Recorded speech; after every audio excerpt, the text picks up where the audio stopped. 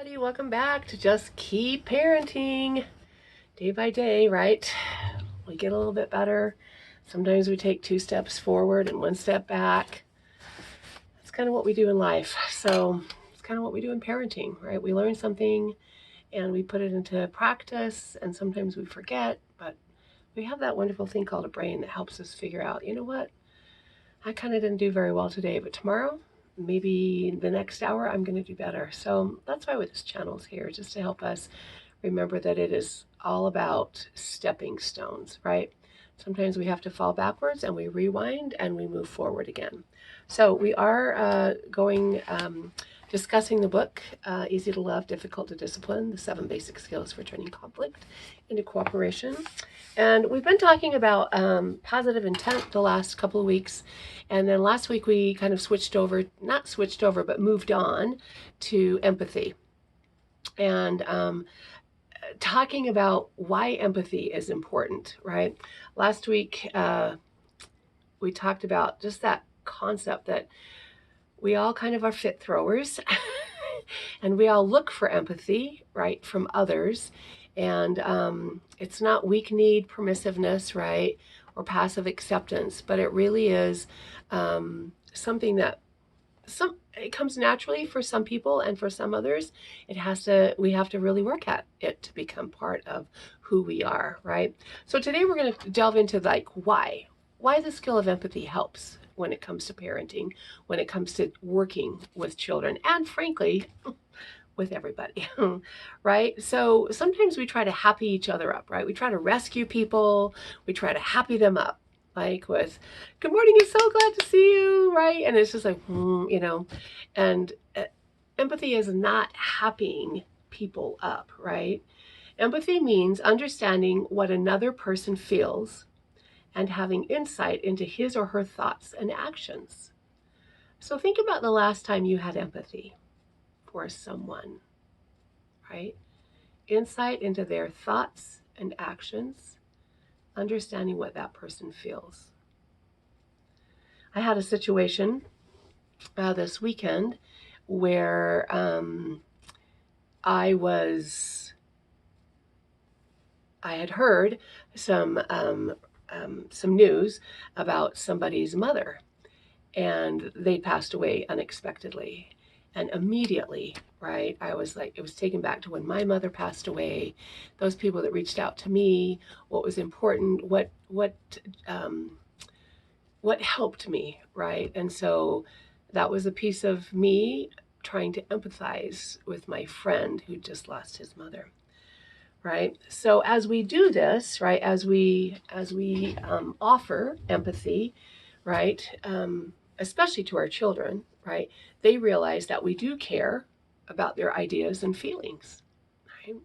And this, in turn, helps them feel validated and gain insight into themselves, right?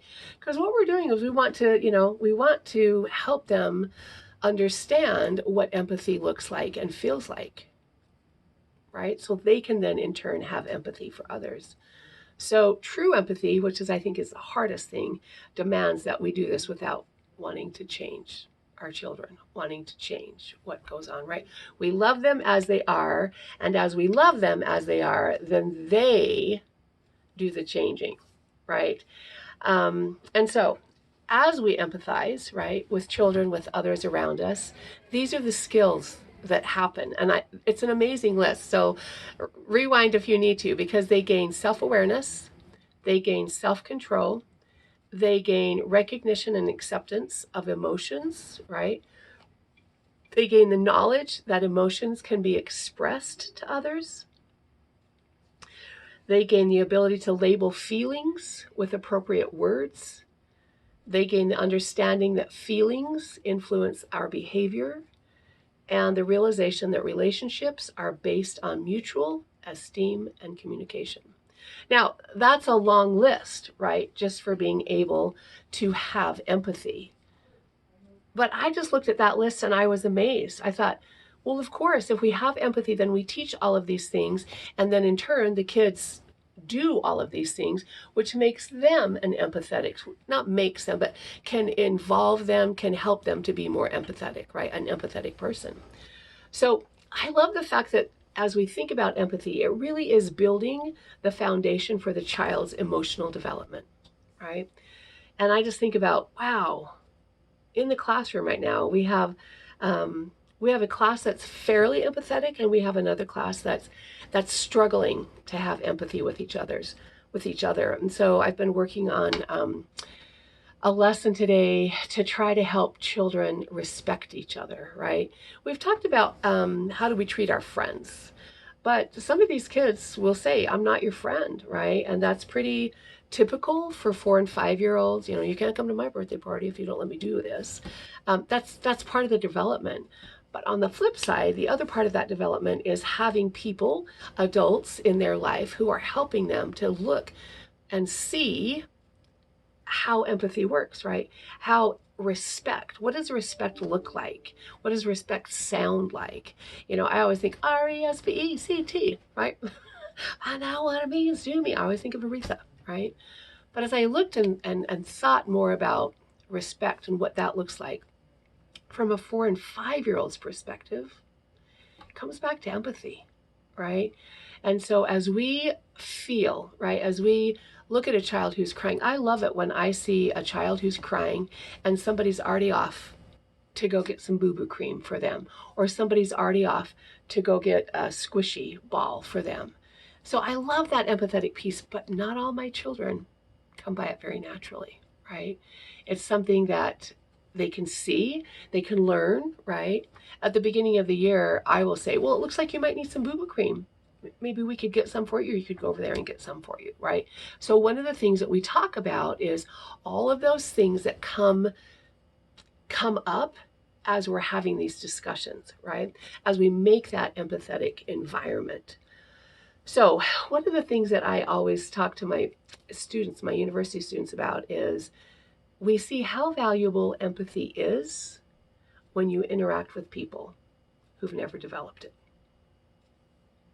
Think about that in your life. You have people right around you in your circle of influence who've never developed empathy, right? When empathy is lacking, we willfully hurt others. If we have empathy, we don't willfully hurt others, right? And so there's hundreds of studies that show the way in which a parent or a teacher, right, treats a child, either with harsh discipline or with warm understanding, has deep and lasting consequences for that child's emotional health, right? The opposite is also true. If being raised by an emotionally adept parent, you have great advantages as a child, right? How we treat our spouse, our significant other, right, also has great effect on the children. And so as we look at the advantages, as we move through our life and trying to figure out, am I being empathetic to this child, to this spouse, to this coworker, right? They have advantages. They have emotional advantages, they have social advantages, and they have cognitive advantages, right? And so I want to talk a little bit about why, right? Why empathy. This is the outcome. If we can be more empathetic with our children, with those people that we work with, these are the outcomes we're going to expect. So emotionally, they get along more easily with their parents, and they're more affectionate.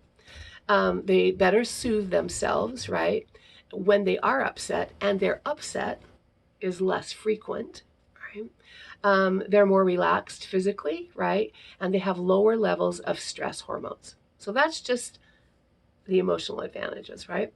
The social advantages are they might be more popular, right? They're viewed by teachers as socially skilled, right? And so they may take less effort, less time in the classroom because they have an emotional foundation that's being built, right?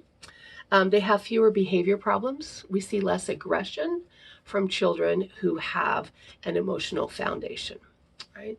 And cognitively, right, they pay better attention and learn more effectively.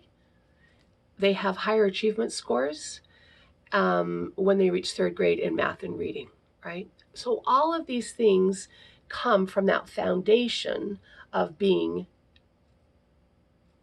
emotionally set, if you will, for life, right? Not that we're not going to have any outbursts or we're not going to have any fits, but we're going to be able to handle those much better when we get into that part of our brainstem. So the moral of the story is simply this book. Becky Bailey talks a lot about we discipline ourselves first and then our children, right? We can't really do it without disciplining ourselves first with our spouse, with our coworkers. The kids are noticing, the kids are seeing how we're dealing with those issues. And as we yell at somebody, then they're going to yell at somebody, right? But as we have empathy for somebody, the kids are going to see that and recognize that this is what makes the world go round, if you will, right? And like I said at the beginning, empathy comes naturally for some. Some of us have to work a little harder at it for it to become natural, right? You watch the children and some of your kids, they just come that way, right? So, but I think it's important to remember that whatever our level, we can always improve our emotional competency. So that's our goal this week. Notice your empathetic motives, notice your empathetic times, notice the times that you may not have empathy, and what can I do at this moment in time with this child, with this spouse, to exhibit more empathy, right? How can I feel for them, right? Going back to the beginning, right? Empathy means understanding what another person feels and having insight into his or her thoughts and actions. I had another situation this week when somebody mentioned that I had hurt their feelings, and this is why I'd hurt their feelings, right? And it took us a couple of weeks to talk about it. I knew that I had done something wrong, but I didn't know what it was. And finally, as we were able to talk about it, one of the things that came to me was, okay, this is important to this person's feelings, right? This person is worried about this in their life. I need to make sure that I'm not adding to that worry, right? That I'm being empathetic when this person talks about this concept. And I think as we do that, even at 57 years old, right, I can still learn more about empathy, especially to individuals, right? To different people in our life. We're all on that continuum at a different place. And so as we have those conversations, right, as we share our feelings with each other, then we can be more empathetic. So, rah, rah, rah to empathy this week, the why of empathy, right? Thank you for joining us today. It's not Friday. It's a few days late, but just wanted to say thank you for joining in and sharing. Happy day, everybody.